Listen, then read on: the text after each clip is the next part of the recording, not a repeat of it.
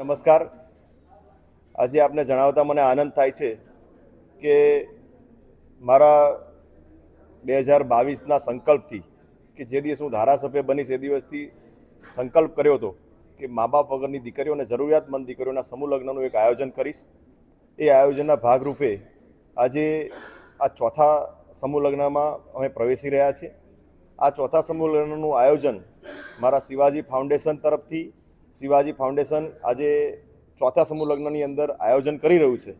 ત્યારે આપને સૌને જણાવતા મને આનંદ થાય છે કે મારા વિધાનસભાની અંદર જરૂરિયાતમંદ દીકરીઓ અને મા બાપ વિહોણીની દીકરીઓનો એવો તારીખ 3/5/2026ના રોજ 101 દીકરીઓના સમૂહ લગ્નનું આયોજન કરી રહ્યા છે. આ આયોજનના ભાગરૂપે આજે મૌધા વિધાનસભાના મારા વિસ્તારની અંદરથી જે ભજન મંડળીની જે બહેનો છે એ 3000થી બી વધારે બહેનો આ સમૂહ લગ્નની અંદર જોડાવાની છે અને એક ડ્રેસ કોડની અંદર આ જોડાવાની સૌ બહેનો આજે આખા સમૂહ લગ્નનું આયોજન કરવા જઈ રહી છે.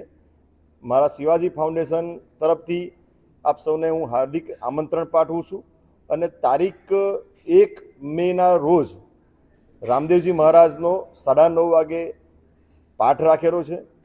આ પાઠનું આયોજનનું સ્થળ ભારત પેટ્રોલ પંપની બાજુમાં નડિયાદ ડાકોર રોડ આડીનાર ચોકડી રાખેલ છે.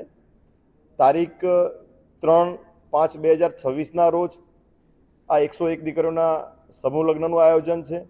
એની અંદર ગુજરાત રાજ્યના મુખ્યમંત્રી શ્રી ભૂપેન્દ્રભાઈ પટેલ સાહેબ અને ગુજરાત પ્રદેશના અધ્યક્ષ એવા જગદીશભાઈ વિશ્વકર્મા સાહેબ બી પધારવાના છે. તો આપ સૌને વિનંતી છે કે આપ સૌ અહીંયા આ નવ દંપતીઓને આશીર્વાદ આપવા પધારો. ત્યારબાદ તારીખ 5/5/2026ના રોજ 51 દીકરીઓ તળપદા સમાજનું આયોજન કરેલું છે. એની અંદર આ ઐતિહાસિક વિષય ઉપર જઈએ તો સૌથી પહેલીવાર આ આયોજન તળપદા સમાજનું આદર્શ સમૂહ લગ્ન કરવા જઈ રહ્યા છે. એની અંદર મારા વિધાનસભાની અંદર તળપદા સમાજના અગ્રણીઓ સાથે જોડાઈ અને આ આયોજનની અંદર સાથે જોડાયા છે. તારીખ 5/5ના દિવસે ગરબાનું આયોજન કરેલું છે અને 7/5/2026ના રોજ આશીર્વાદ આપવા માટે આપણા ગુજરાત રાજ્યના નાયબ મુખ્યમંત્રી શ્રી હર્ષભાઈ સંઘવી સાહેબ બી પધારવાના છે. તો આપ સૌને આ સ્થળ જે બતાવ્યું છે આડીનાર ચોકડી નડિયાદ ડાકોર રોડ ભારત પેટ્રોલ પંપની બાજુમાં આ સમૂહ લગ્નનું આયોજન કરેલ છે.